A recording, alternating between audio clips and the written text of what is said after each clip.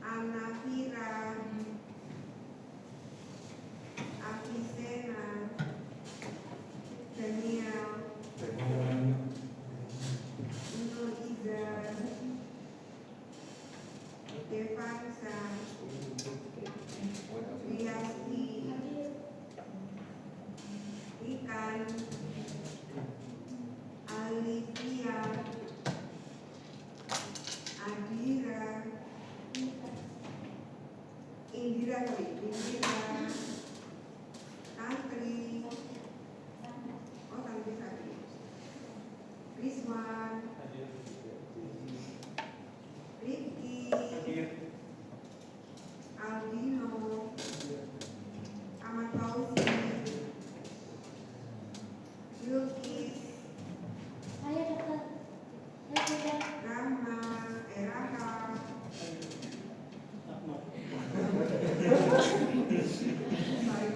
Raha. Bacanya Raka atau Raha? Kirain Raha itu hal kan ya? Iya Pak. Dava. Oke. Ya. Sorry ini tadi telat gara-gara itu loh, teknis makbul itu lagi jadi kalau perkara yang terjadi di rumah sakit itu kan udah tahu toh? Itu lagi kayaknya tuh rumah sakit nggak berani melanjutkan kasusnya. Apa sih yang penting? Banyak lawyer yang mau bantu.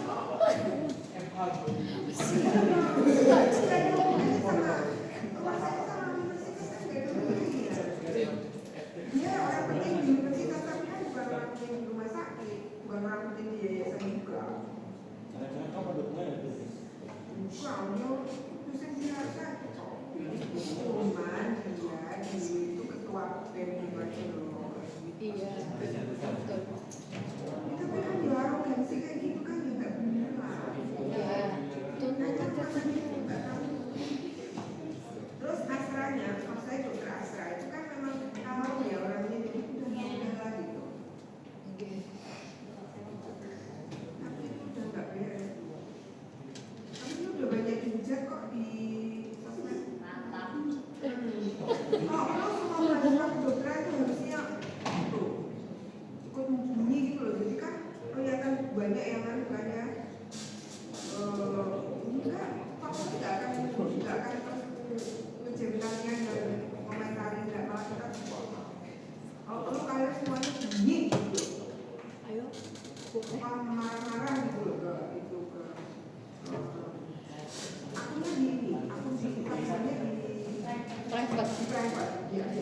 Saya tadi udah masuk ke lihat itu apa tuh dia nggak berani. Terus itu kan dia itu kan lawyer kan. Nah sama perhimpunan lawyernya aja dia udah di ini di apa dengan adanya kasus ini dia udah di pokoknya udah disomasi gitu loh. Kalau memang benar kasusnya seperti ini bakal diangkat gitu. Karena itu menurunkan kualitas apa derajat, menurunkan nama baik institusi lawyer gitu katanya. Terus para lawyer itu bilang gini, kalau ada misalnya apa rumah sakit Samsung yang begitu mau ngangkat, para lawyer ini akan bantu untuk beresin dia katanya. Tapi nggak tahu rumah sakit mau apa enggak. Masalahnya kan di rumah sakit bukan di kampus. Kalau di kampus itu dosen-dosen mungkin berani. Ya, ayo berani kalian gitu ya. Dosen-dosen itu masih berani tapi nggak tahu kalau rumah sakit. Apalagi sekarang kan rumah sakit sedang tidak baik-baik saja ada informasi. BPJS itu kalau rumah sakit Samsung Sultan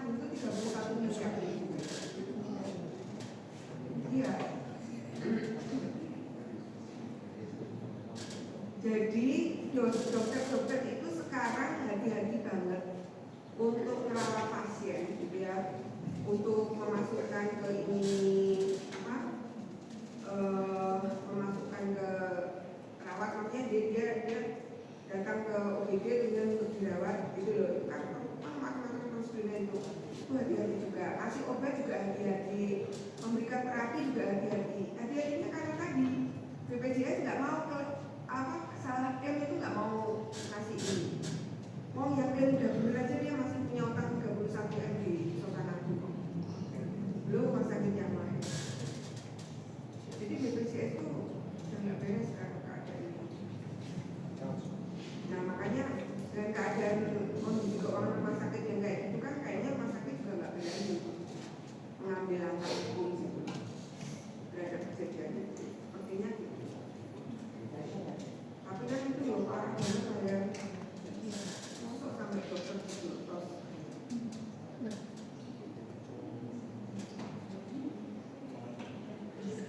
Dan yang parah dia, ya saya tahu itu apa? Pas suami istri muda atau gimana? Mungkin berapa kali? Gimana? Ya di sini katanya udah pernah abortus 3 kali. Iya.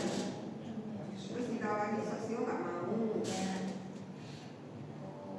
Saya udah abortus 3 kali, ditawari sosio mesti mau lah ya. Ibaratnya kan itu anak mahal gitu loh. Iya. Mintanya kamu Kalau marah-marah karena kesakitan.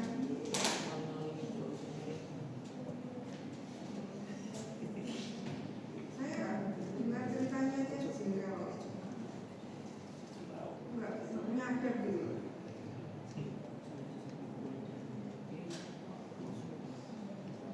Masuk pas katanya dosen nggak punya anak. Jadi saya baca komennya di Instagram tuh gitu, banyak yang menghujat. Ini katanya dosen kok nggak ada adabnya. Malah kayak universitas, kan dia lulusan universitas sebelahnya Unisula kan? Mana nih Pak? USN. Oh mungkin lulusan universitas sebelahnya Unisula juga ada bulan gitu. Maksudnya? Nggak ada adabnya.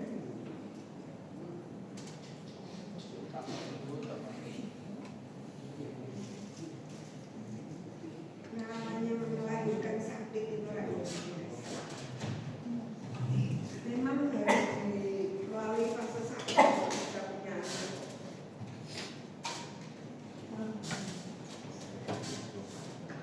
Lihat orang sakit sampai putus. Itu anaknya sudah lahir belum akhirnya? Belum. Belum lahir? Belum masih di sini tapi kalau para perawat terus nggak mau mati dia juga mau.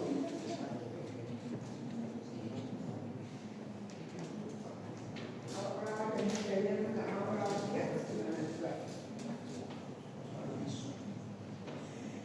Berarti sampai sekarang masih kesakitan gitu. Iya, katanya sih gitu. Tapi emang dari dulu tuh orangnya itu masalah karena kayak SDM aja dia sering tindakan gigi kayak tambal kabut itu tuh sering nggak bayar, jadi langsung sakit. Iya, katanya anak yayasan. Iya Bu. sering kayak gitu. Kok bisa? Kan dia ini anak-anaknya kok itu datang anak kok. Ya mau anak-anaknya mau apa? Ya gitu deh. Tambal gigi kemarin katanya tambal gigi yang dagang. Itu kan kesalahan budgetnya 300.000. 300 dia misalnya Gratis. pelayanan VIP tapi pas udah kan biasa ambil obat nggak habis tindakan ambil obat terus bayar dan nggak ambil. Jadi itu tambal permanen bukan tambal sementara katanya gitu. Jadi itu nggak sekali 2 kali ke SDM utama.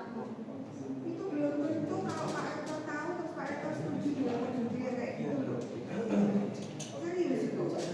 Misalnya ya sekalipun karena mobilnya Pak Eko tuh nggak gitu. Ya katanya itu anak angkat ya.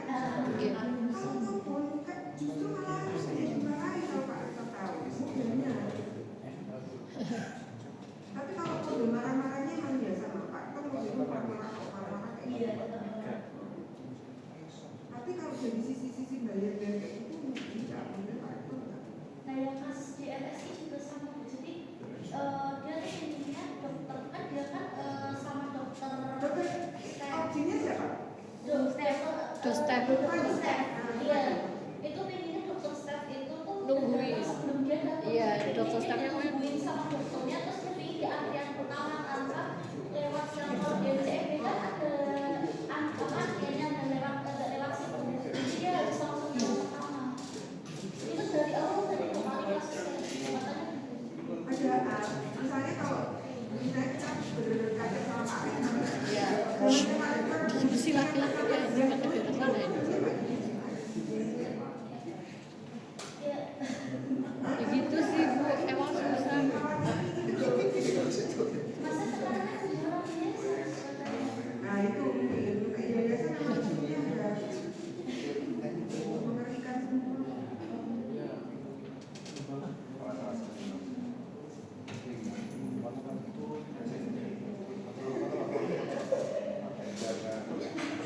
Speechless saya.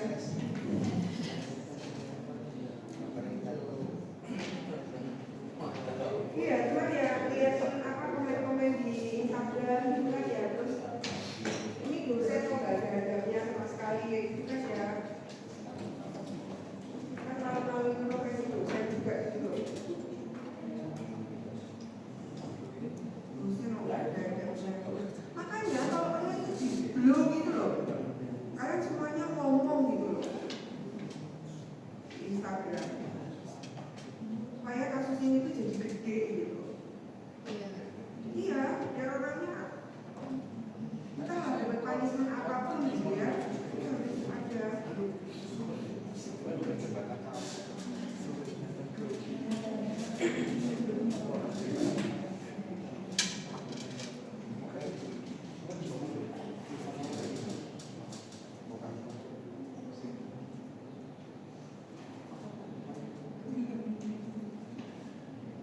Kenapa itu? Oh, ini tinggal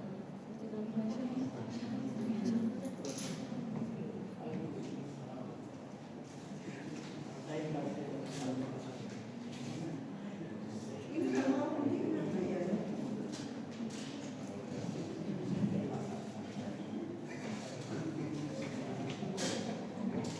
Oh, alah, ya Allah, saya salah. Yang itu saya menyiapkan isi.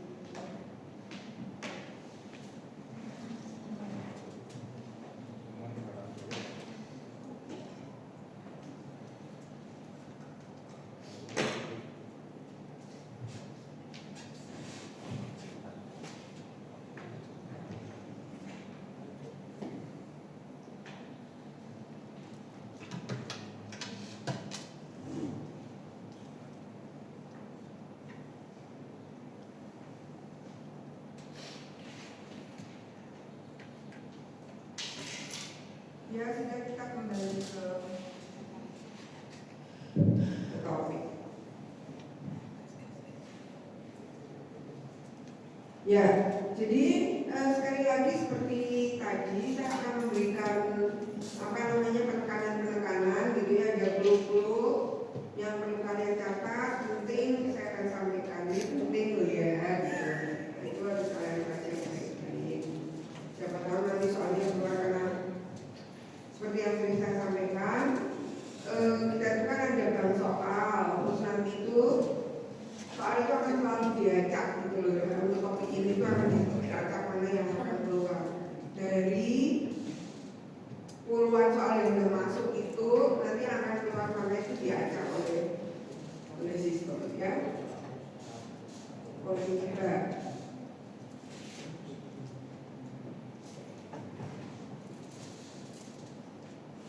Baik, kita mulai. Bismillahirrahmanirrahim. Jadi topik hari ini adalah mengenai critical appraisal yang nantinya akan sering kalian pakai untuk modul-modul masalah ya, modul-modul masalah, modul-modul klinis gitu. Karena setiap modul nanti pasti akan ada business matching, dan di situ Anda harus melakukan critical appraisal terhadap artikel publikasi jurnal. Baik, apa yang dimaksud dengan critical appraisal itu adalah mengkritisi artikel, intinya itu, ya. Mengkritisi artikel itu mengevaluasi artikel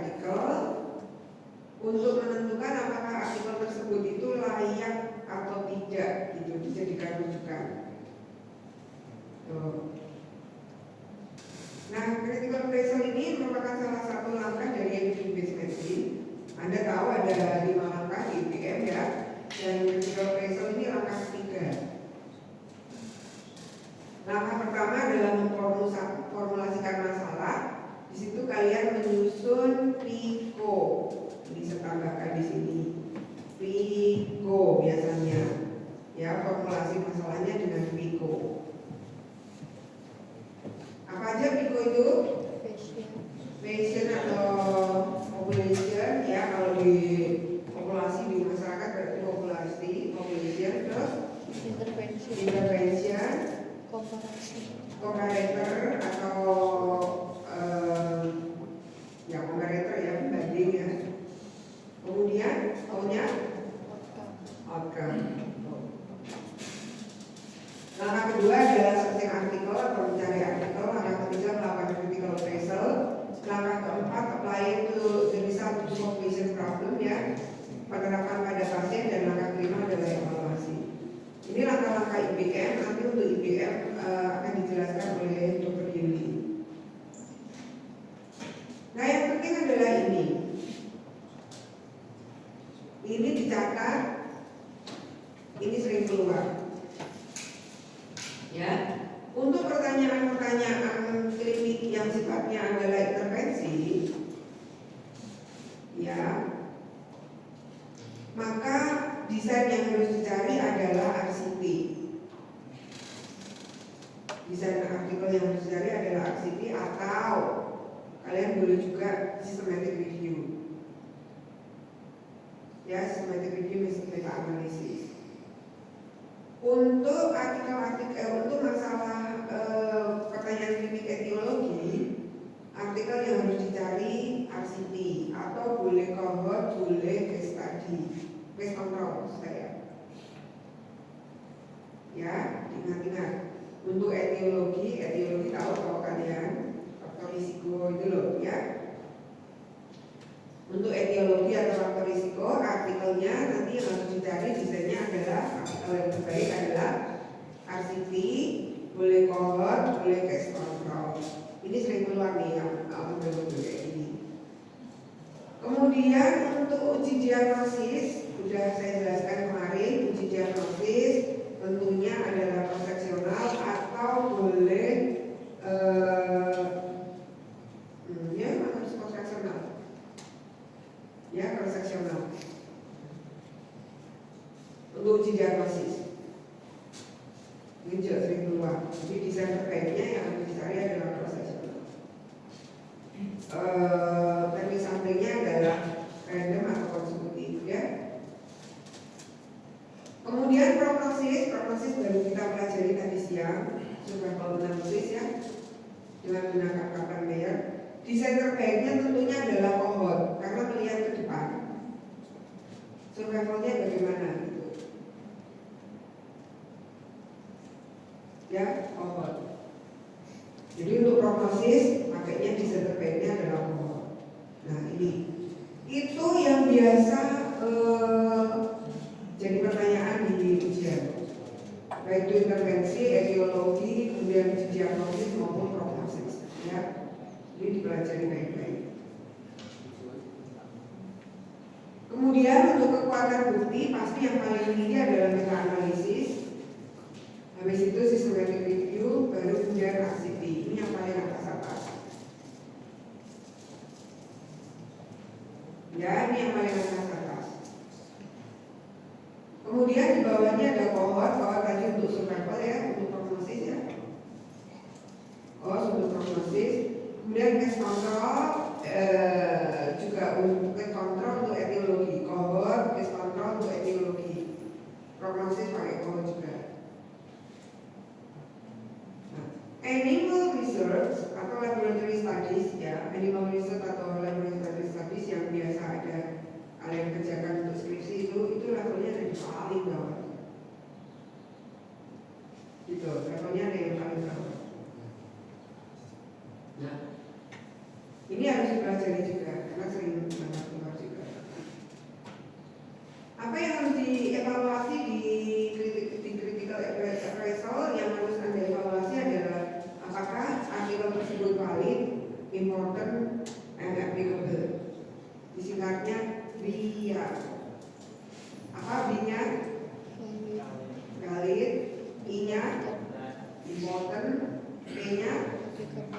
E-nya applicable. So biar ya. Sekarang mari kita lihat satu persatu pertanyaan ini. Kita menuju ke yang paling gampang uji diagnostik karena kemarin sudah kita bahas. Jadi ini akan cepat aja uji diagnostik. Masih ingat uji diagnostik adalah penelitian untuk menguji alat diagnostik, ya. Penelitian untuk menguji alat diagnostik itu penelitian uji diagnostik. Nah, untuk menilai apakah penelitian yang dilakukan orang itu valid atau tidak, maka pertanyaan-pertanyaan ini harus ditanyakan. Baku emasnya yang dipakai benar apa enggak? Misalnya untuk pembanding screening cancer, gitu ya, mami, misalnya payudara, kanker payudara, gitu ya, mami misalnya. Peneliti menggunakan gold standardnya adalah foto ronsen. Tepat atau tidak? Jadi gold standard yang digunakan adalah foto ronsen. Tepat atau tidak?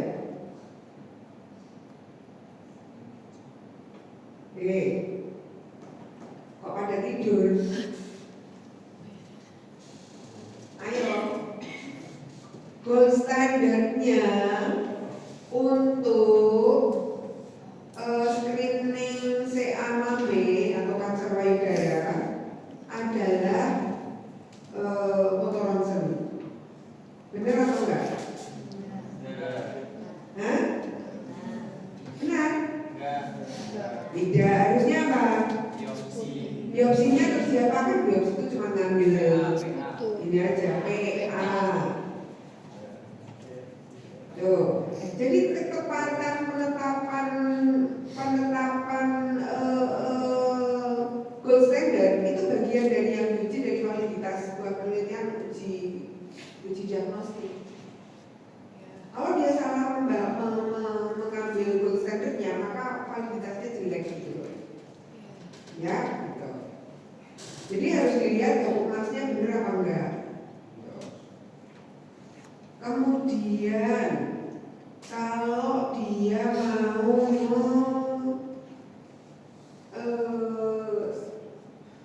membandingkan alat uji diagnostik, misalnya katakanlah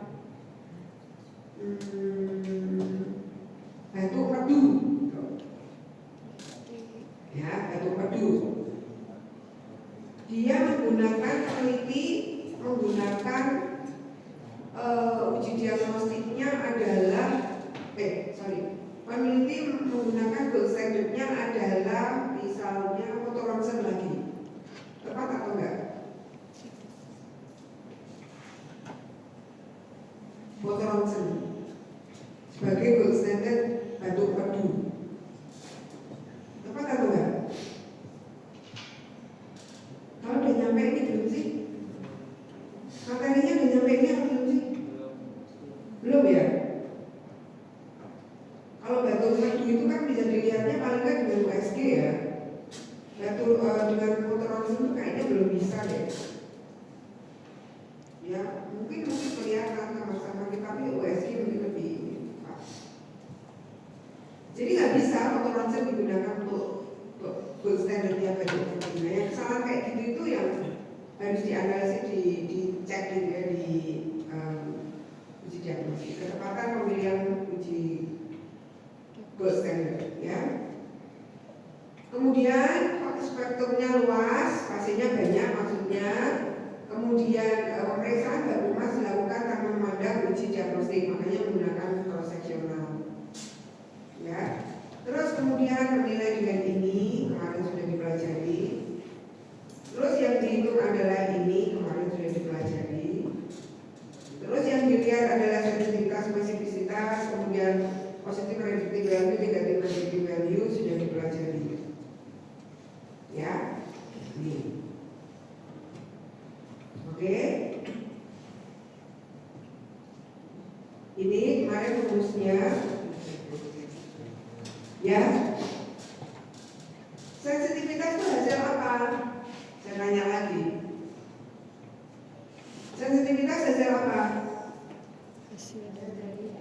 Perbandingan antara positif pasti dengan jumlah positif dari gold standard. Ya kan? Perbandingan antara apa? Positif pasti dengan jumlah total positif dari gold standard. Ya kan?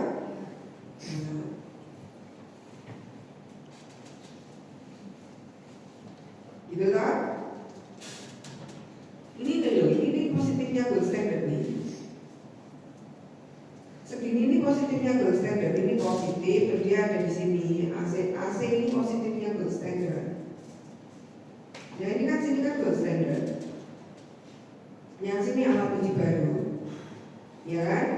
Nah, ini positifnya gold standard itu ada di sini. Jadi sensitivitas itu adalah perbandingan antara positif pasti atau true positif dengan total positifnya gold standard. Paham sampai sini? Specificity apa? Perbandingan apa? Negatif pasti dengan total positif, total negatif gold standard. Ya, total negatifnya gold standard itu kan B plus D ini negatifnya gold standard semua. Paham sampai sini? Jadi nggak perlu apa-apa kan? Negatif predictive value. Hitungannya dari mana? Negatif predictive value. Perbandingan antara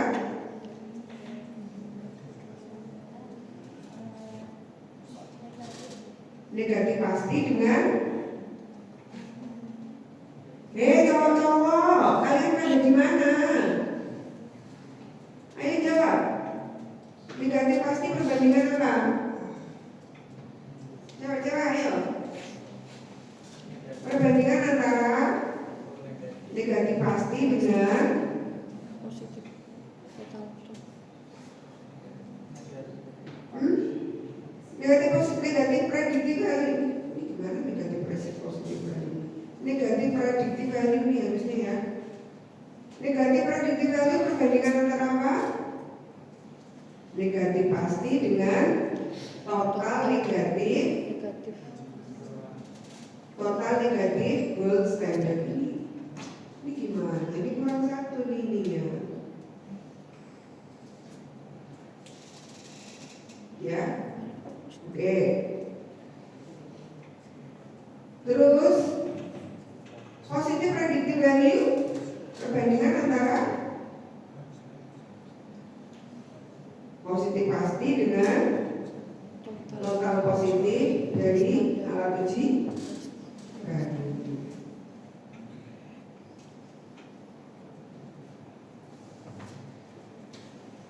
Ya. Oke, sekarang ini Anda buat tabel 2x2-nya, terus kemudian dimasukkan. Saya akan tanya A-nya berapa, B-nya berapa, C-nya berapa, D-nya berapa. Jadi total pasiennya 1.500. Ya. Pasien yang terdiagnosis positif CA kolon oleh gold standard adalah 120. 120 di mana? 120 di mana? Siapa? Layer. Itu A-nya ada di mana? A, B, C, D, E, A plus B, A plus C, apa? 120 di mana? Di kota apa? Kok A? Kok C?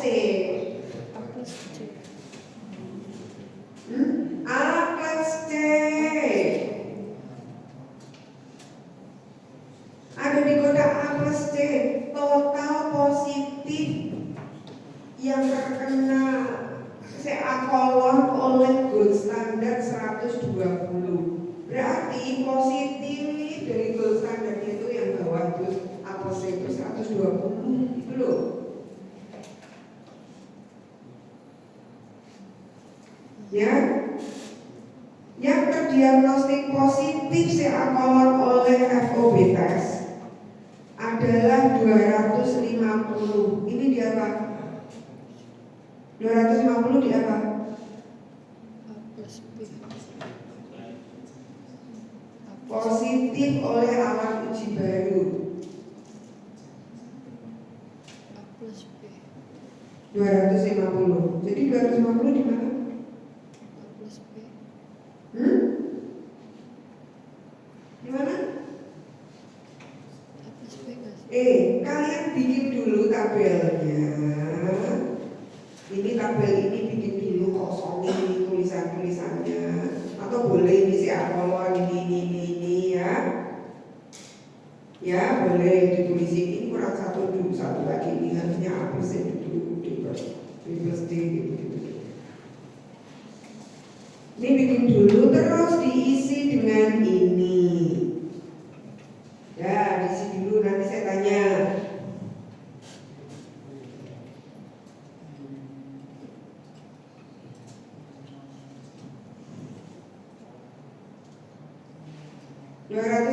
di mana? A plus B, pinter. Ya, jadi positif alat uji baru berarti kan di sana. Ini alat uji baru kan sini, terus kemudian positif, negatif. Positifnya berarti pol sana. Positif alat uji baru A plus B itu. Ya. Kemudian positif pasti FOB test adalah 80. Positif pasti ada di mana? A. Tuh. Ya yang lain di sini. B-nya berapa? D-nya berapa? C-nya berapa? B-nya berapa? 170. Karena 150 dikurangi 120 dikurangi 80 toh. 150 nggak sih? C-nya berapa dulu C-nya? 40. C-nya 40. 120 dikurangi 80 kan? C-nya 40. Bagus. Terus B-nya berapa? 170. 250 dikurangi 80 berarti 170. Oke, good. Terus D-nya berapa? 200. Kan berarti berapa tadi? Jumlah totalnya berapa? 1500 dikurangi dikurangi 40. nah 250 berarti tinggal 1250. Oke. Dan nah, kalau udah kayak gitu kalian kalau ditanya apapun udah bisa. Misalnya ditanya itu sensitivitasnya nggak usah dihitung. Berapa per berapa sensitivitasnya? 80 per 40. 120, betul. Hitung negatif predictive value atau positif predictive value dulu. Hitung positif predictive value berapa? 80 per 250, betul. Hitung spesifisitas 1250 per spesifisitas. Nah, total negatifnya B plus D-nya tadi berapa? 170 ditambah 1250 kan? Iya. Ya kan? Nah, itu.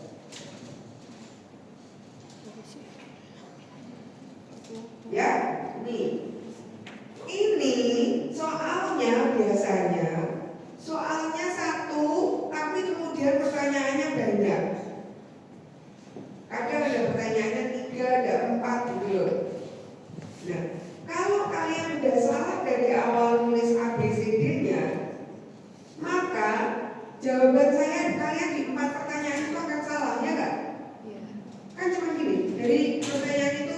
hitung sensitivitasnya. ABCD itu sudah salah. Makanya harus hati-hati menempatkan ABCD-nya ini ya. Paham sampai sini? Kalian boleh tanya, apa yang masih belum tahu apa? Yang masih belum tahu apa? Saya sudah kasih kesempatan loh ya. Kalau besok ada soal kalian masih nggak bisa jawab apa sih? Nah jawabannya seperti ini. Ya, jawabannya seperti ini. Dari soal tadi. Jadi tadi kan hanya diketahui ini, ya toh? Terus ini, ya kan? Terus ini sama ini. Ya, cuma 4 biji yang diketahui, tapi kalian harus memenuhi semuanya itu ABCD-nya. Supaya bisa menjawab sensitivitas, spesifisitas, positif predictive value, negatif predictive value.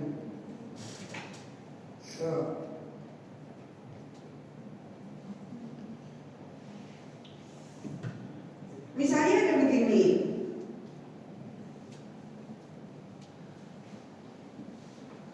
Jawabannya apa? Nomor 1. Artikel dengan desain penelitian apakah yang dapat digunakan sebagai evidence untuk kasus tersebut? Apa? Desainnya apa yang paling bagus?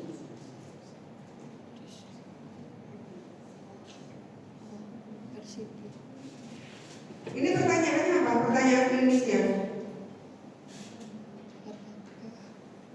Intervensi, diagnosis, kemudian etiologi atau prognosis. Ini diagnosis. Artikel dengan desain penelitian apakah yang tepat untuk penelitian uji penelitian diagnosis? Cross sectional. Apakah gold standard yang tepat untuk kasus tersebut? Untuk mendeteksi TB paru itu gold standardnya yang tepat apa? Kultur. Ya, kultur. Bagus. Nah, sekarang hasil penelitiannya seperti ini. Nah, tadi ini pertanyaan kayak gini sering keluar, sering banget keluar. Ya, pertanyaan kayak gini sering banget keluar. Jadi kan step yang berpikirnya kalian harus bisa menetapkan dulu ini pertanyaannya apa, questionnya bentuknya apa, intervensika, uji diagnosika, etiologika, prognosika, atau frekuensika atau apa. Jadi dari kasus ini kalian harus menetapkan itu dulu. Setelah kalian tahu bahwa ini penelitian intervensi, berarti desainnya yang paling bagus adalah RCT misalnya. Oh ini penelitian prognosis, desainnya yang paling bagus adalah cohort. Oh ini penelitian diagnosis, desainnya yang paling bagus adalah cross sectional. Ya, kalian harus tahu itu dulu.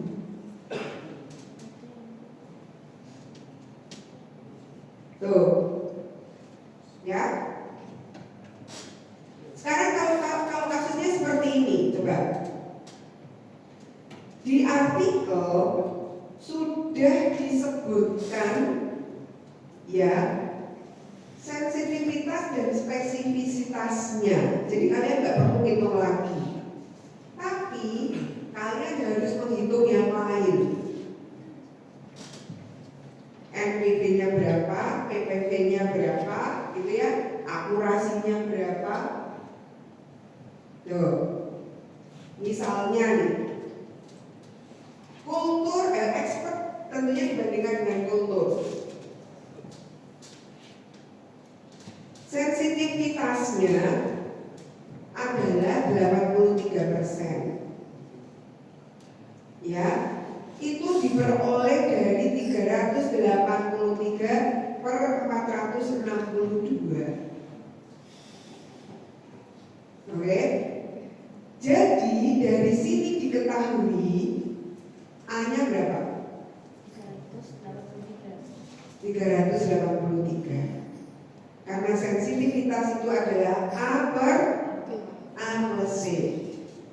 Ya kan? Oke. 462 apa? 462 A plus C. Tuh. Ya kalau jadi kamu bikin kotak dulu, ambil 2 kali 2.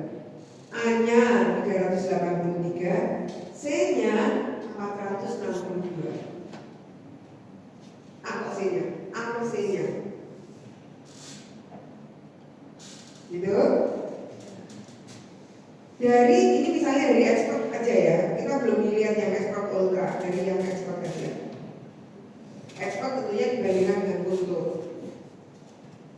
Spesifisitas alat ekspor adalah 98%, diperoleh dari 960 per 977. 960 apa? A plus C. A, B, C, D, D. 977 B plus D.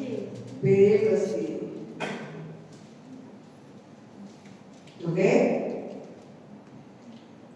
Sudah ketemu? Berarti jumlah total pasiennya berapa? 1400. Jumlah total pasiennya berapa? 1000. 462 ditambah 977, ya enggak?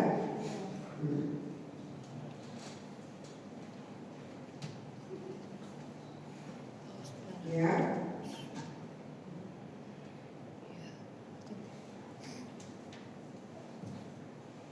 Sudah? Dari situ kemudian kalian bisa menghitung A, B, C, D-nya yang lain. C-nya berapa, B-nya berapa. Coba dihitung.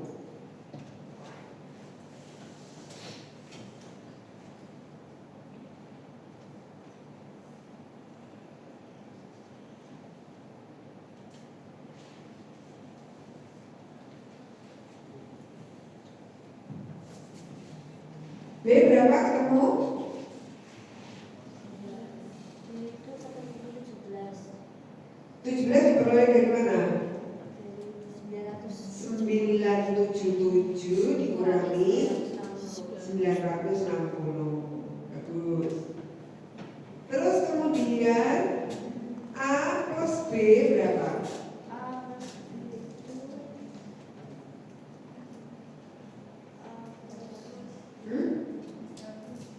Berapa? Diperoleh dari diperoleh dari 383. 383 ditambah 17. Bagus. Terus kemudian C plus D berapa? 1309. C-nya berapa? 79 diperoleh dari 462 dikurangi 383. Sudah, sekarang dihitung NPV-nya, negative predictive value. Gak usah dihitung angkanya berapa, tapi berapa per berapa.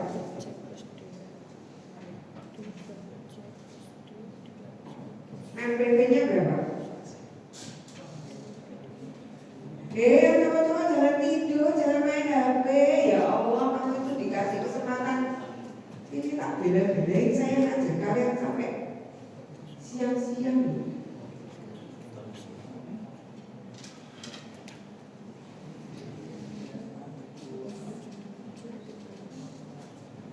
Ayo, negatif prediktif kamu berapa?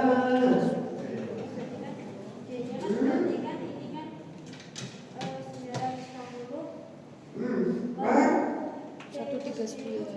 berarti 383.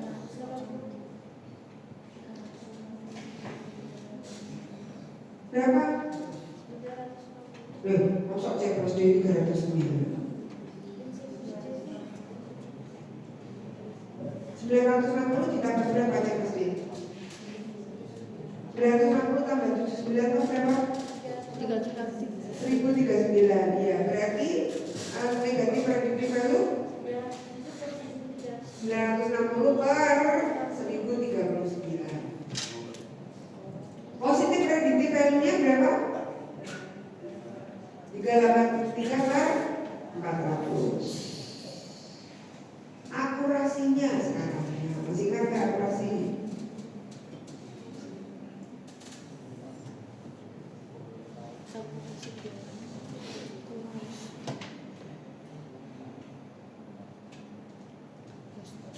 Ya kemarin akurasi gimana?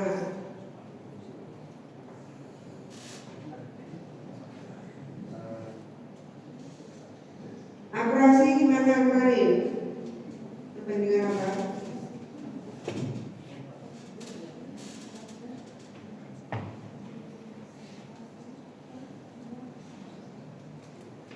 Positif pasti tambah negatif pasti per jumlah subjek, total subjek. Berarti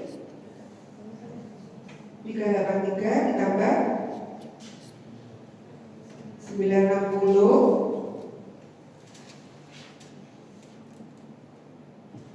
dibagi 1439. Itu baru expert. Sekarang kalau yang expert ultra, A-nya berapa? Yang expert ultra, ini tadi kan yang expert ya, ini expert ultra sekarang. Ayo, saya udah pelan-pelan banget loh ini jelasinnya. Expert ultra, ayo A-nya berapa?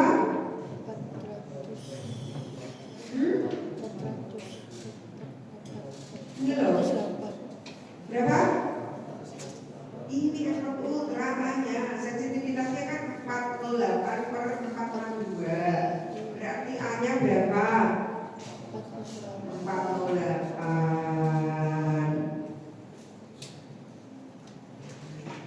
42 tadi di apa? C. A plus C kok C kok? A plus C 42 itu kan total positif gold standard. Ya toh?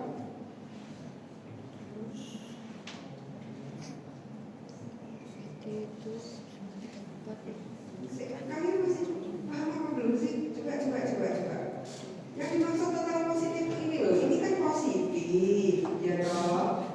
Total positif itu ini, A plus itu ini. Jadi kalau dibilang yang terdeteksi CA kolon oleh gold standard ini kan gold standard ya, adalah 120. Itu berarti total positif ini 40 tambah 80 ini positif. Jadi di sini ini. Ini total positif itu ini. Ya, total negatif gold standard ini negatif, total negatifnya di sini. Total positifnya alat uji baru, ini positifnya alat uji baru kan? Terus positifnya berarti di sini total positifnya. Ya, negatifnya alat uji baru ini, negatifnya alat uji baru berarti ini.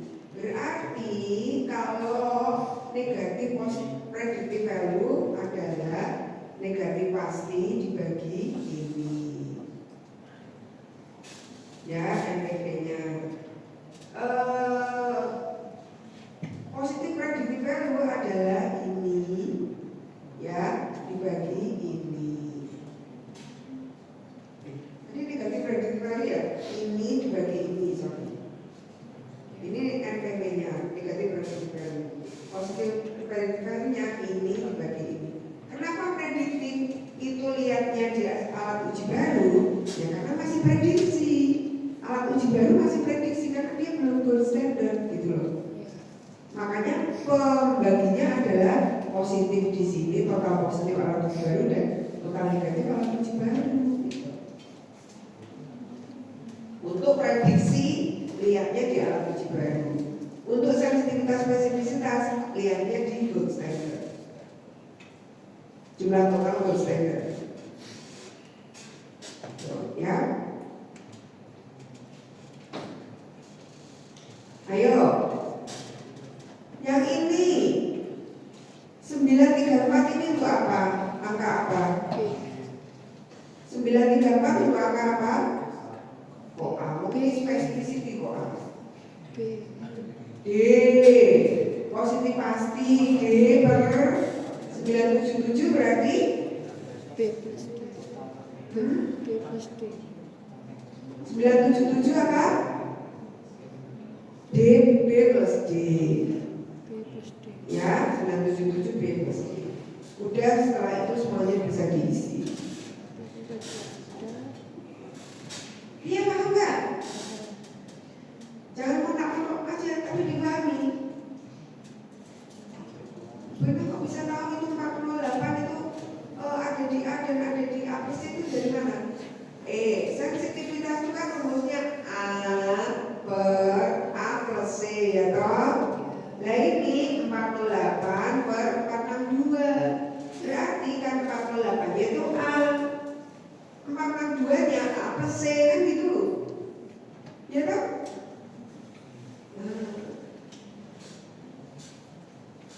Spesifisitas itu D per B plus D. Berarti 934 nya adalah D, 977 nya adalah B plus D. Tuh. Paham sampai sini?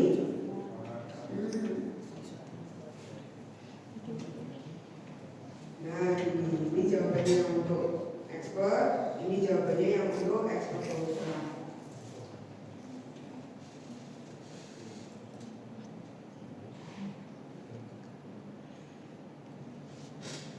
Lanjut, sekarang seperti ini.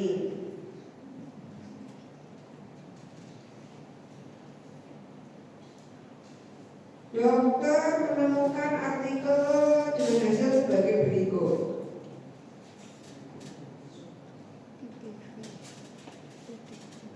Nih,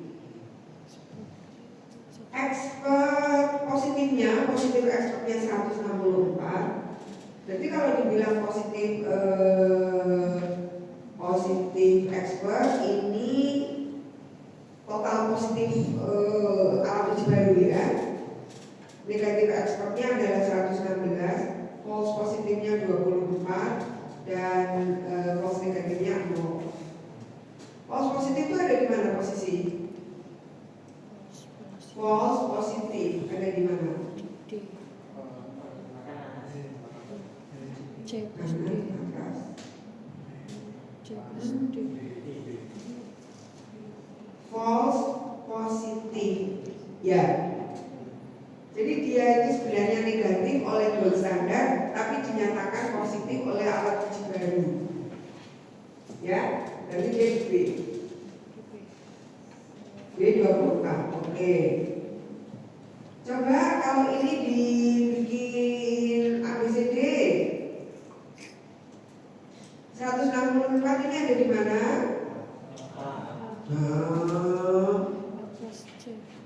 Ini yang kalian sering salah ini. 164 ada di mana? Positif alat uji baru. Ada di mana? A plus B. Oh ya double. Oh ya. Positif alat uji baru. Kalau A plus C kan positif alat uji gold standar. Ya toh? Ya. Uji baru. Alat uji baru ini loh. Nih, ini positif alat uji baru. Ini kan alat uji baru selalunya kan di sini ya. Ini positif ya. Terus jumlah positifnya berapa nih? Lihat ke sini nih. Berarti kan ini A plus B. Ya kan? Ya toh A plus B alat uji baru. Di sini ini. Negatif alat uji baru itu ini. Bukan ini. Bukan. Atau bukan ini, bukan. Negatif alat uji baru itu ini. Ya, C plus D. Oke. Nih ya, ini ekspor ini alat anggap dia alat uji baru. Karena alat uji gold standardnya kan kultur. Positif, alat uji baru berarti ada di apa tadi? A plus B, benar. Negatif, alat uji baru berarti ada di mana? C plus D. D, betul. False positif ada di mana tadi? B, betul. Nah sekarang udah yang lain bisa dulu. Coba. Jumlah total subjeknya 280.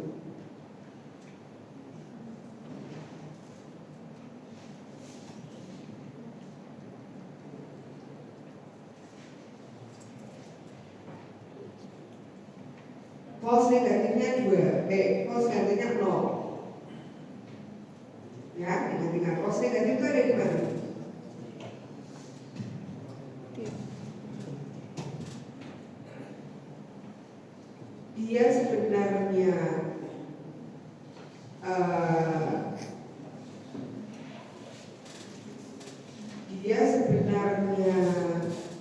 negatif tapi dia sebenarnya positif tapi dikatakan negatif oleh alat uji baru.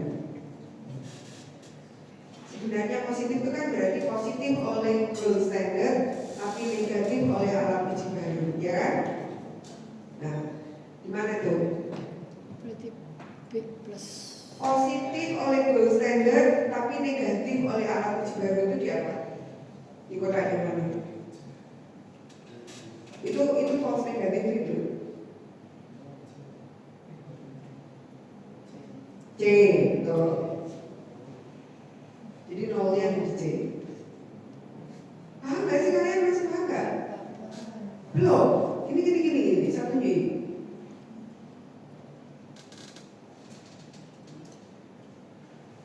Yang ada ini ya. Ini sebenarnya yang positif, yang beneran CA kolon itu kan menurut hasil gold standard, ya kan? Gitu loh, ya kan? Menurut hasil gold standard. Karena ini masih alat baru, itu masih ada kemungkinan keliru gitu.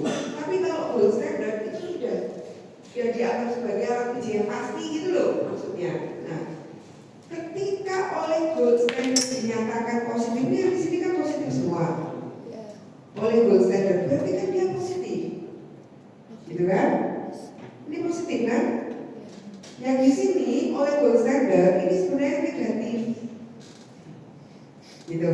Yang di sini semua negatif ini. Tetapi ada yang oleh gold standard itu dinyatakan positif, tapi oleh alat uji baru ini dinyatakan negatif. Ini yang kita sebut dengan negatif palsu. Negatifnya nggak beneran, karena sebenarnya dia positif, gitu loh. Karena gold standard sudah menyatakan dia positif, dia positif, gitu.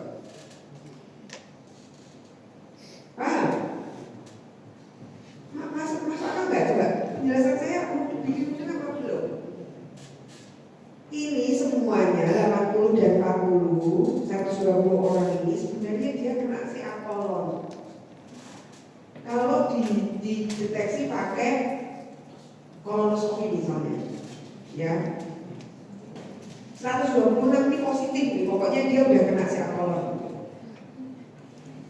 Tapi oleh alat uji baru ada yang dikatakan negatif.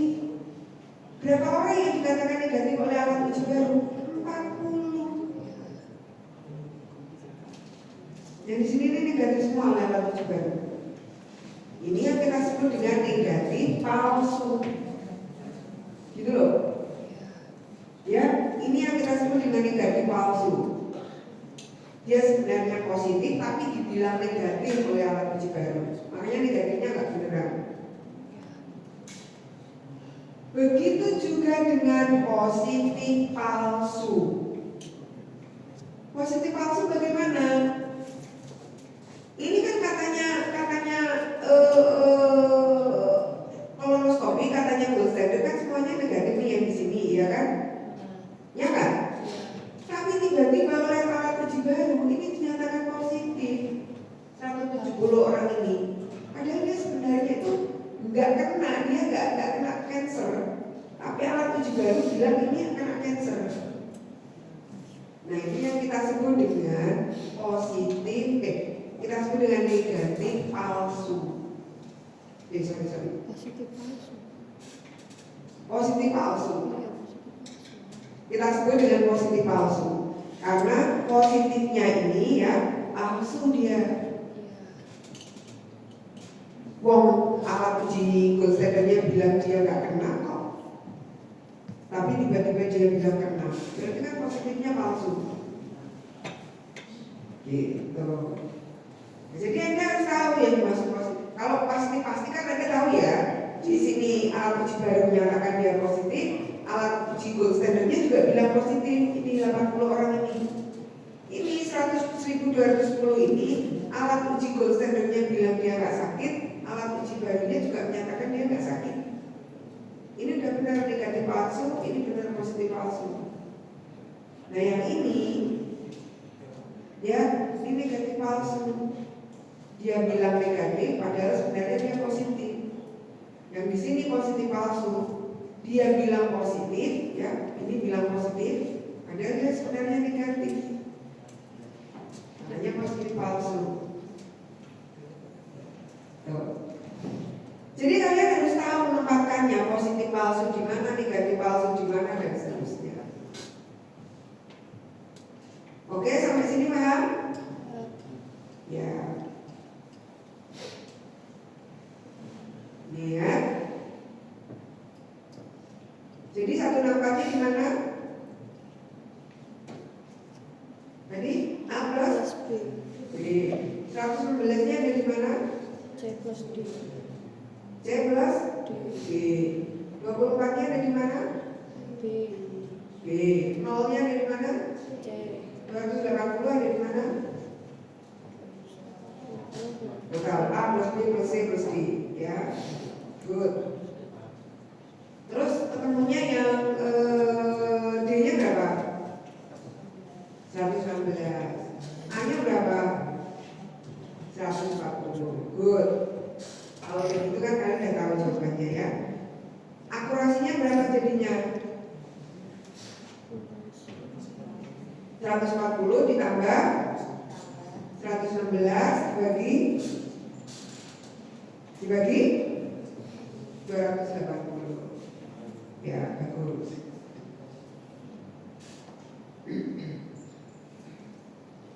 Ini ya jawabannya seperti ini.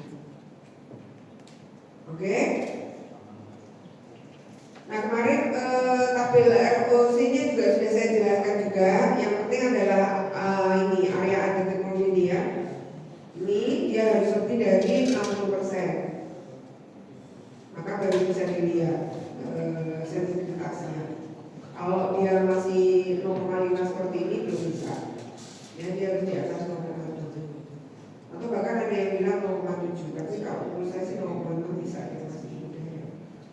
Beberapa literatur mengatakan 0,6. Oke.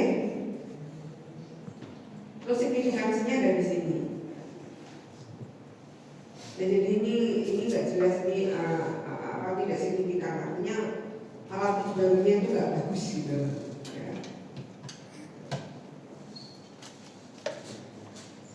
Nah sekarang kita menuju ke terapi.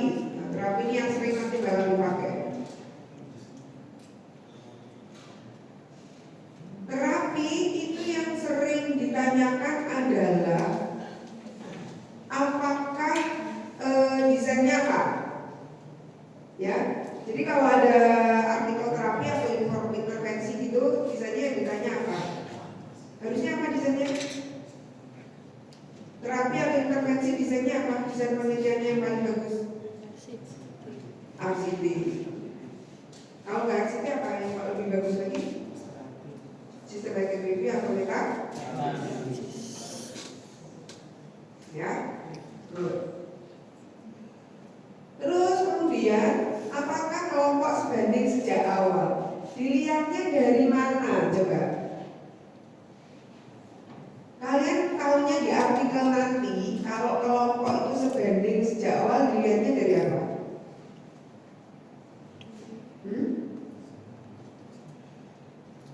Dari apa? Dicatat dari tabel karakteristik subjek, ya, dari karakteristik subjek, demografi, tabel demografinya subjek. Di situ dilihat usia, antar dua kelompok itu nggak ada bedanya. Kemudian pekerjaan nggak ada bedanya. Kemudian kadar ininya di awal nggak ada bedanya.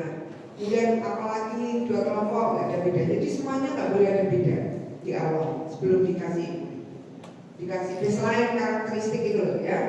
Baseline karakteristik of the subject itu nggak boleh ada beda antara kelompok pelakon dan kelompok kontrol.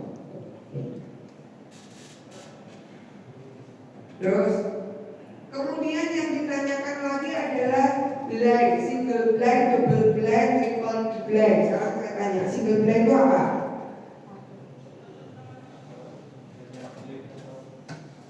Maksud single blank malah peneliti yang tahu? Ya, betul. Yang tidak tahu dia dikasih terapi apa, apakah dapat placebo atau dapat obat yang mau diteliti, ya? Dia nggak ngerti dapat apa. Itu yang nggak tahu itu cuman pasiennya atau cuman subjeknya. Itu single blind. Double blind, pasien sama bukan peneliti. Iya, subjek sama orang yang memberikan terapi, entah dokternya, entah perawatnya, gitu ya. Subjek dan orang yang memberikan terapi. Oke? Kalau triple blank, semua siapa lagi? Satu lagi. Coba. Triple blank ya udah tiga itu. Pasien nggak tahu, ya. Kemudian dokternya yang memberikan terapi nggak tahu. Kemudian yang ketiga siapa lagi? Penelitinya juga nggak tahu. Nah terus yang tahu siapa? Yang tahu adalah apotekernya yang bagi-bagi obat. Memang sengaja dibuat gitu oleh peneliti. Terserah apoteker. Pokoknya ini ada dua obat. Yang ini obat placebo, yang ini obat yang mau saya teliti. Gitu. Ya. Silakan yang mau kasih obat placebo, siapa yang mau kamu kasih obat yang saya teliti, yang mana silakan, kamu yang menentukan. Jadi yang menentukan adalah apoteker, ya, yang menentukan apoteker. Setelah penelitian selesai baru dia bilang, yang si ini saya kasih placebo. Yang ini saya kasih obat. Ya, terserah peneliti. Nah, ini bagus banget untuk menghindari bias. Ya, jadi penelitinya tuh nggak harus milih-milih gitu loh, enggak. Tapi udah terserah ini apoteker. Itu disebut apa? Apa tadi? Hah? Single, double, triple. Itu disebut triple blind. Jadi tiga-tiganya nggak tahu. Dokternya juga nggak tahu ngasih obat apa. Pasiennya nggak ngerti ngasih obat apa. Penelitinya juga nggak ngerti siapa-siapa yang dikasih obat A, siapa yang dikasih obat B. Disebut dengan triple blind. Oke. Terus kemudian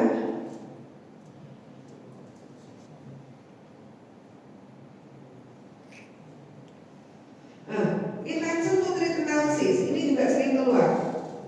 Intention to treat analysis itu dilihat dari konsep tabelnya. Subjek yang drop out tidak boleh lebih dari 20%.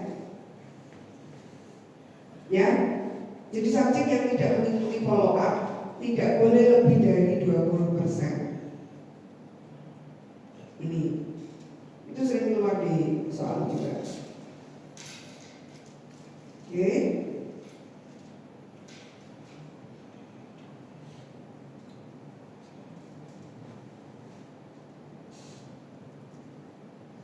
Nah ini, kemudian di penelitian uji klinis itu kalau datanya kualitatif, ya, kalau datanya kualitatif atau datanya kategori maksud saya, maka dia bisa dihitung number needed to treat-nya.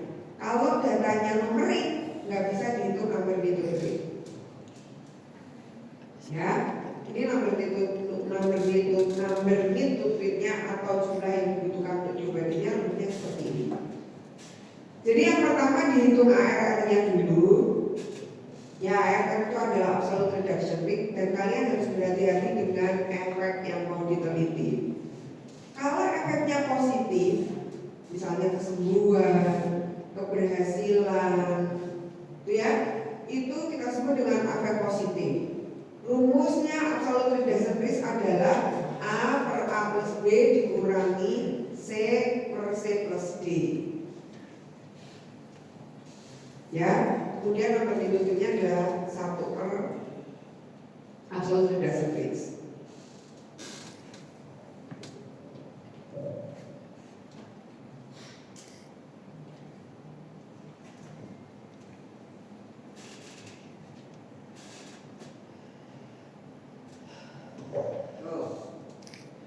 Ingat-ingat, dilihat efeknya. Kemudian RR ya, RR juga harus diingat-ingat ya rumusnya ya. A per A plus B dikurangi C per C plus D. Ya. Sudah. Kemudian number itu HAM. Kenapa disebut HAM? Karena yang kita lihat adalah efek negatif. Diingat-ingat, absolute reduction risk-nya adalah dibalik. C per C plus D dikurangi A per A plus B. Contohnya efek negatif itu adalah terjadinya kematian, kegagalan, terjadinya side effect, terjadinya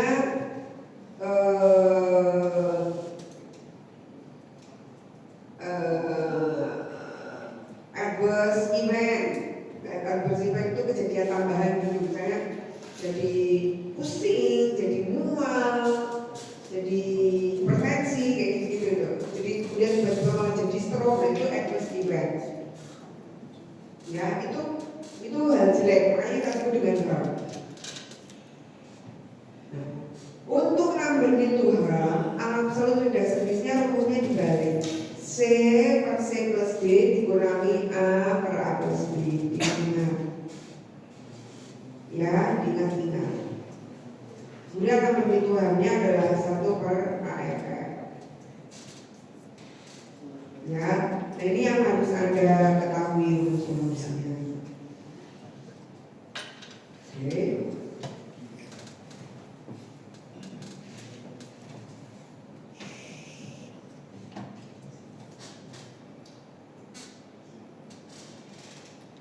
Sudah? Yang dimaksud absolute reduction risk itu apa? Ini adalah ini. Misalnya, absolute reduction risk-nya adalah 0,15 gitu, berarti kan 15%. Ya, artinya keuntungan absolut yang diperoleh dari pemberian obat A misalnya adalah sebesar 15% dalam mengurangi terjadinya kematian.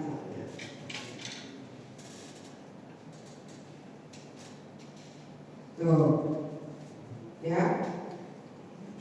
RRR menunjukkan penurunan jumlah outcome dalam kelompok perlakuan terhadap kelompok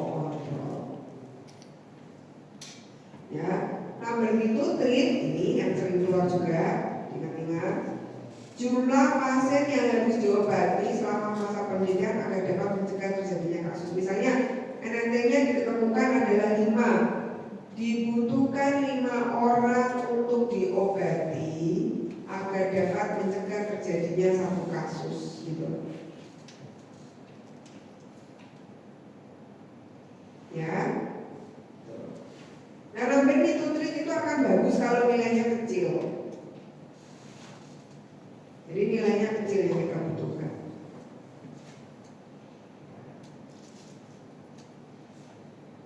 Oke.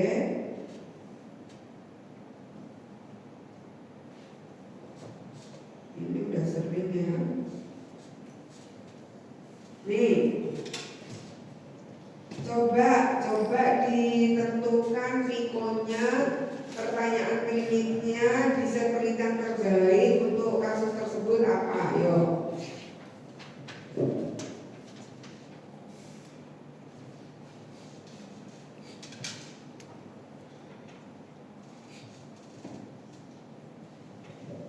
P-nya siapa? Pasien diabetes. Tipe P-nya siapa? pasien usia 60 tahun. Pria. Ya jangan 60 tahun spesifik toh. Lanjut usia. Atau biasanya disebut apa pria? Lansia. Ya. Oke, dengan dia Diabetes I-nya I-nya penambahan SGLT. SGLT I-nya apa I-nya? Bukan dong, metformin malah justru komparatornya. SGLT Ya, ini menambahkan berarti metformin tambah SGLT2 inhibitor. berarti Jadi kombinasi. plus Itu intervensinya. Metformin plus SGLT inhibitor ini. Nah, komparatornya metformin saja. Ya, atau misalnya kalau kalian nggak tahu, mungkin kalian belum paham ini ya, belum sampai ininya apa teorinya disebut intervensinya apa? SGLT inhibitor itu sebagai intervensi seperti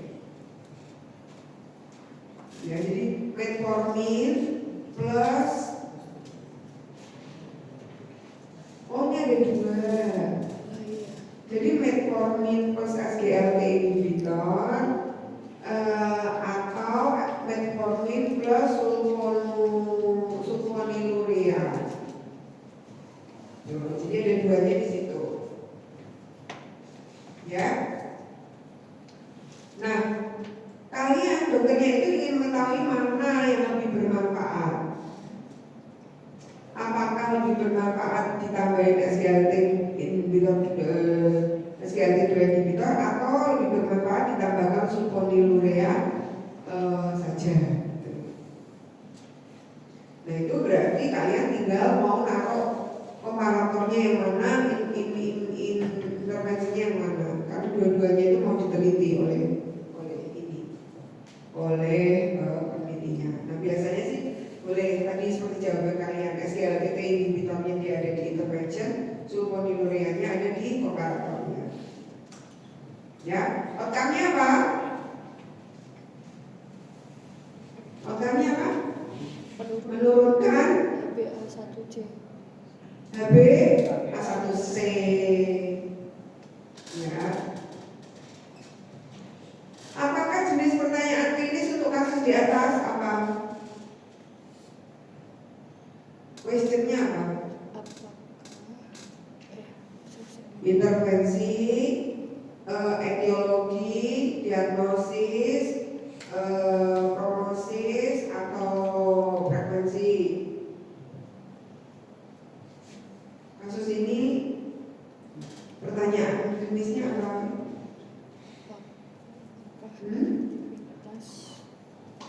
Apakah efektivitas dari Apa tadi misalnya saya kasih apakah jenis pertanyaan klinis untuk di kasus di atas?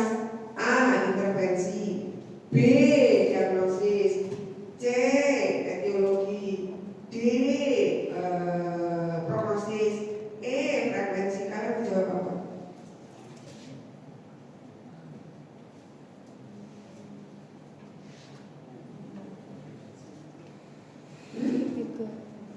Intervensi itu nggak sampai terapi gitu loh.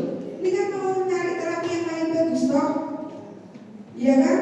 Mau nyari obat yang paling bagus toh, terapi toh, intervensi.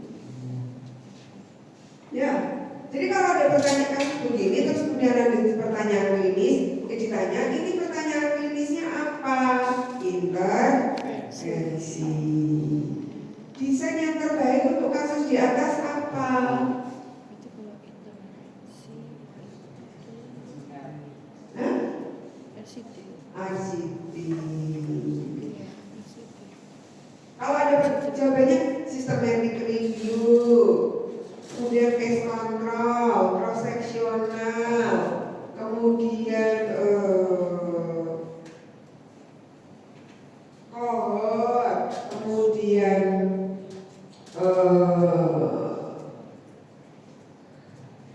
kualitatif, itu kalian pilih yang mana?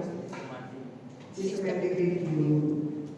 Ya, karena tadi jawabannya untuk yang paling tinggi itu systematic review, meta analisis, baru RCT. Artinya intervensi, ya untuk intervensi itu juga boleh pakai systematic review dan meta analisis. Gitu ya. Tapi kalau nggak ada itu adanya RCT, ya kamu pilih RCT. Loh? Sudah, sekarang dilihat. Nih. Dokter dari pertanyaan tadi, ya dari artikel tadi, ditemukan 80 pasien, 800 pasien itu dibagi menjadi dua. Yang pertama dikasih SGLT inhibitor, yang satu dikasih sulfonilurea. Jadi 400-400. Pada kelompok perlakuan, artinya kelompok SGLT inhibitor, itu didapatkan 350 pasien yang mengalami penurunan gula darah yang stabil pada bulan kedua. Pada kelompok kontrol, didapatkan 250 pasien mengalami penurunan tekanan darah. Ya, tekanan darah sih, gula darah. Oh, jadi tekanan darah. Oke, nah sekarang dari pernyataan ini kalian buat ABCD-nya.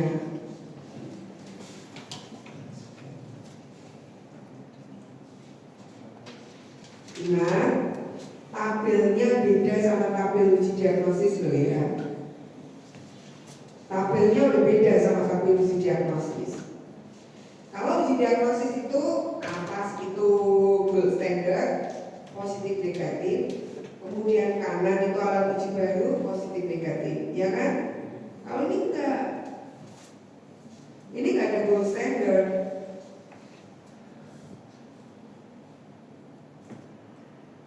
Ya, modelnya seperti ini. Nih,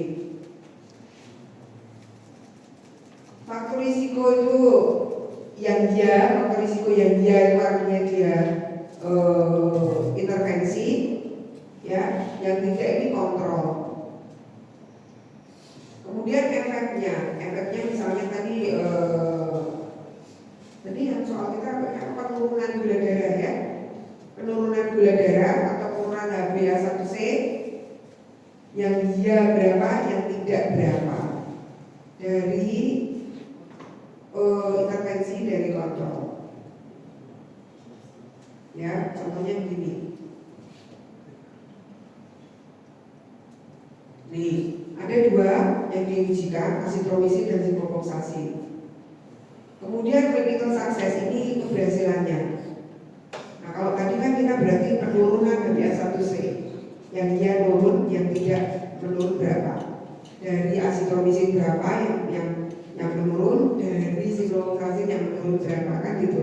Nah, ini A, ini B, ini C, ini D. Oke, tadi berarti boleh bikin dulu tabelnya.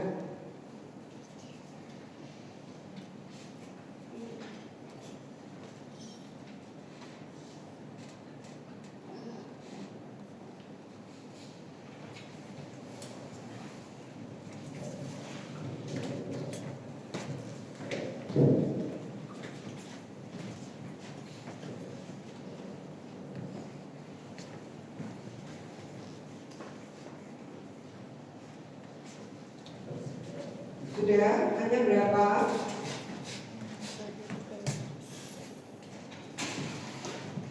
Hanya berapa?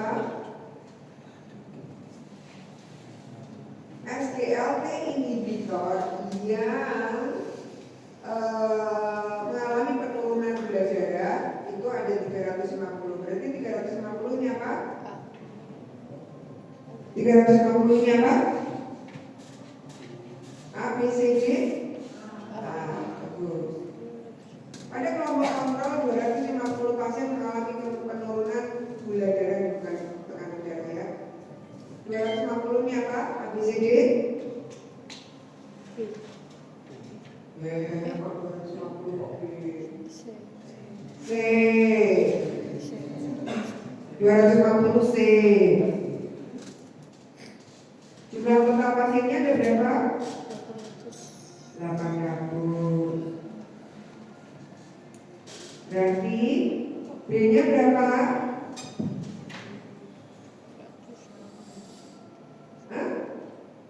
Kan 800 tadi kan dibagi menjadi 2, 400 toh. SGLT 2 inhibitor 400, sulfonilureanya juga 400 toh. Nah sekarang B-nya berapa? 40, bagus. C-nya berapa? D-nya berapa? 150. Ya, jadi kalian udah bisa menghitung. ARR-nya berapa?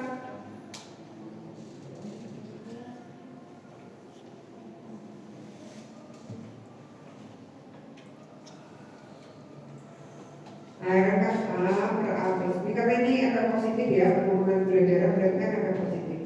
A per A plus B dikurangi B per B plus C. Berarti 350 per 400. Bagus, dikurangi 250 per 400. Ya tahu berapa? 35 per 40 dikurangi 25 per 40.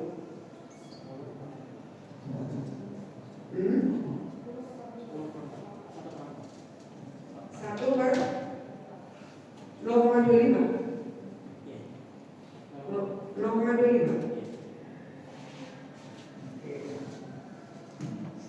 Tuh ya. Nih bentuknya seperti ini. Nah, tabel ini, saya bilang tadi karakteristik baseline tadi ya. Baseline karakteristik ini untuk menunjukkan bahwa kedua kelompok itu sama dan sebanding sejak awal antara kelompok yang diperlakukan dan kelompok kontrol. Tuh, diingat-ingat. Jadi nanti kalau ada pertanyaan, tabel ini gunanya untuk apa? Gitu. Ya, untuk menunjukkan bahwa dua kelompok perlakuan ini sama dan sebanding sejak awal. Ini ingat-ingat. Terus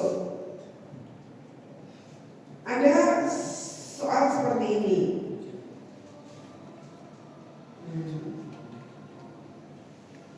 Dari tabel ini coba disusun tabel 2x2-nya. Jadi ada 2 yang dibandingkan ya, liraglutid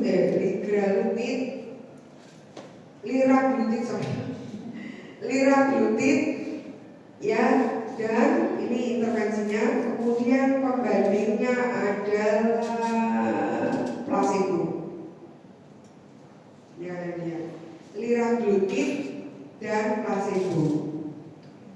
Ini intervensi, ini komparasi, komparatornya. Nah, hasilnya adalah seperti ini. Ya, hasilnya adalah seperti ini. Misalnya kita lihat, ini kalau kalian mau memilih untuk yang dihitung amplitude-nya, itu lihat ini dulu, lihat p-value-nya dulu. Yang p-value-nya lebih dari 0,05 ini nggak usah dihitung amplitude-nya karena pasti jelek. Ini kan 0,07 ini jelek pasti kan. Nah makanya yang dipilih itu yang p Levelnya yang kurang dari 0,05. Jadi yang gastrointestinal adverse event ini. Atau kalian mau adverse event that lead to treatment or discontinuation itu juga boleh. Atau nusie ini juga boleh. Ya, jadi yang kurang dari 0,05 ini yang dianalisis. Coba sekarang kita yang gastrointestinal adverse event. Nih, dari ligranulid,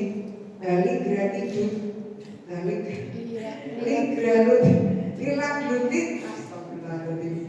Dari liraglutid, obatnya namanya suka. Dari liraglutid yang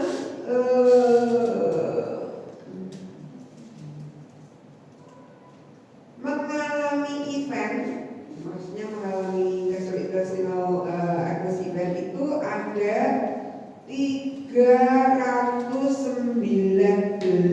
orang, ya kan? Benar. Oh maaf, salah. Eventnya itu beberapa kalinya, maksudnya itu nanti ada sekian orang tapi dia berkali-kali. Sorry, ada 81 orang yang dia mengalami gastrointestinal event, adverse event. Jadi ketidaknyaman di bagian perut apa ajanya jenisnya itu ada di sini 319, tapi orangnya kan ada di sini 81. Berarti yang gastrointestinal event untuk liraglutid adalah 81 orang, ya kan?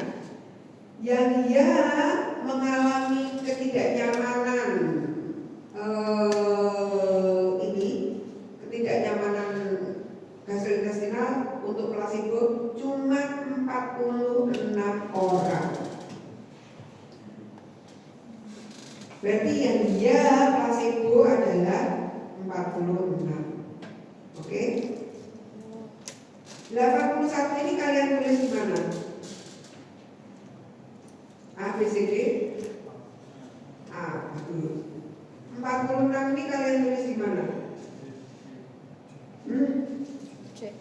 C. Ya, 46 ada di C. Jumlah total pasiennya ada di mana? Dari mana?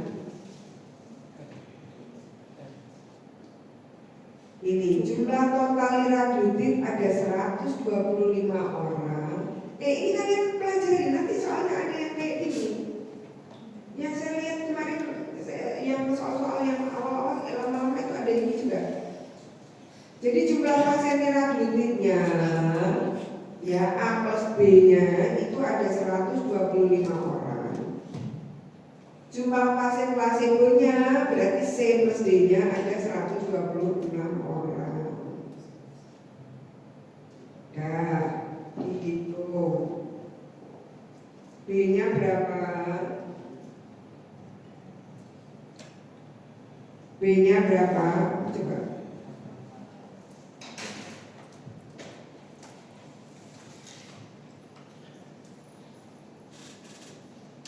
Ini tadi berapa? 81 ya. Liraglutidnya 81 yang dia. Placebo-nya yang berapa tadi? 300. Nih ya, 46 orang. Terus jumlah total orangnya berapa? N-nya yang liraglutid ada 125 orang. Berarti N-nya di sini ada 125. Yang placebo berapa? 126 orang. Gini loh, kalian nanti ada soal ini kayak soalnya. Nah kalau gitu kan ini kalian udah bisa isi ya Kak? Berapa?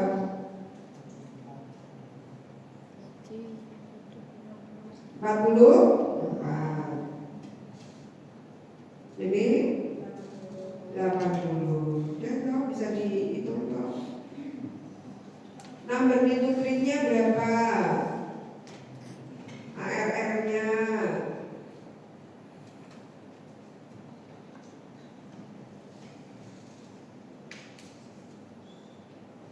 Yo, ARN-nya berapa?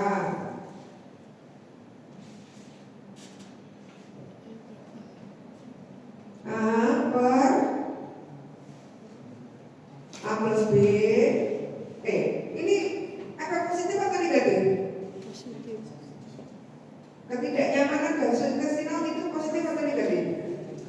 Positif, Mas. Negatif. Berarti kalau efek negatif C per Berarti saya C plus D berarti 46 per 126 dikurangi 81 per 125. Loh, kok hasilnya negatif? Ya sebenarnya itu sama saja nilainya. Jadi sebenarnya kalau dihitung-hitung NN sama NNT itu sama saja. Ya. Nih. Tapi kan kalian harus menuliskan sebagaimana mestinya seharusnya. Loh, ini apa namanya absolute reduction risk yang segini.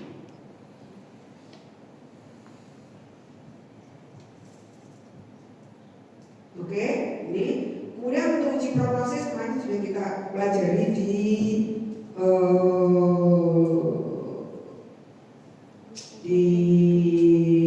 Surabaya ya tadi pagi. Di prognosis itu ujinya desain penelitiannya yang dipilih harus kohort. Kenapa? Karena kita mau lihat ke depan. Jadi biasanya dilihat sampai 5 tahun gitu misalnya, kayak yang contoh tadi pagi kan 5 tahun. Sehingga ketika masih ada yang hidup sampai 10 tahun itu disebut sensor. Yang event 5 orang. Event mengalami kematian kan. Gitu. Jadi dia desainnya kohort. Masih ingat kohort apa? Ya, kohort itu selalu dia prospektif. Kalau yang retrospektif apa? Case control. Ada nggak kohort retrospektif? Ada dong? Apa ceritanya kohort retrospektif?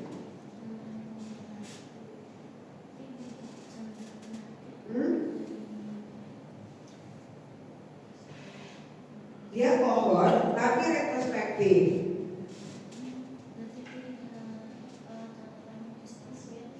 Iya, dia catatan medis tapi yang dilihat apanya dulu? Faktor risikonya dulu atau efeknya dulu? Kalau efeknya ya berarti case control dong. Faktor risikonya, kemudian dilihat efeknya, tapi terjadi di masa lampau. Ada kayaknya soalnya positif, kohort retrospektif. Ya, yakin. Baik, saya kira itu aja ya. Ini kayaknya nggak ada yang ini. Ya, nggak ada yang bukannya. Jadi tadi yang penting kalian bisa bisa menjawab beberapa pertanyaan untuk uji diagnosis, kemudian untuk number to treat, absolute reduction risk dan lain sebagainya itu ya. Itu mudah-mudahan kalian bisa berjalan sama ujinya apa sih?